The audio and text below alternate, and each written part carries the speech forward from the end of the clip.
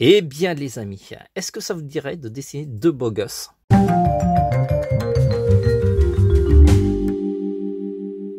Hello les amis, je suis TVH ou on me connaît aussi sous le nom de Vanuita, c'est le nom qui est écrit sur mes livres, c'est mon vrai nom. Hein.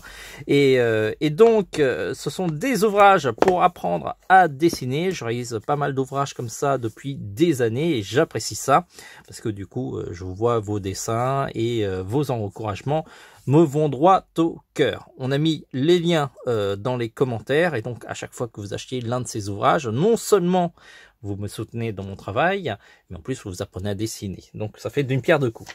Alors, le dessin du jour, c'est... Alors, comment il s'appelle? Alors lui, ça doit être Natsu, et lui... Alors, comment il s'appelle déjà? Je me rappelle plus. Vous me le dites en commentaire. Gray? Non, c'est pas Gray. Je sais plus. En tout cas, il manipule la glace. Ce sont les deux protagonistes de la série Fairy Tail, dont lui c'est le héros et lui c'est un petit peu le sous-fifre qui se bat pour rien. Enfin, j'allais dire ça parce que souvent à la fin du combat il tombe dans les pommes et du coup il fait plus rien de la suite.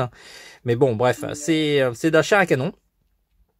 C'est une série que j'ai suivie au début, puis après j'ai un petit peu lâché l'affaire, donc je connais pas du tout la fin de Fairy Tail. Tout ce que je peux vous dire, c'est que les personnages féminins ont vraiment de super gros attributs, un petit peu comme One Piece. Je pense que One Piece, c'est quand même plus gros. Hein. Vous me dites en commentaire qui ont des personnages qui ont les plus gros seins entre Fairy Tail et One Piece, mais je pense que One Piece gagne largement. Sur ce, je vous rappelle que ces dessins sont enregistrés grâce à la technologie Repaper. C'est une tablette qui me permet d'enregistrer en vidéo tout ce que je dessine sur cette tablette. Hein. Il suffit de mettre un papier et de dessiner avec un crayon qui contient une bague magnétique. Et on a déjà fait une vidéo, donc je vous invite à aller voir la vidéo. Ça sera beaucoup plus simple et beaucoup plus parlant.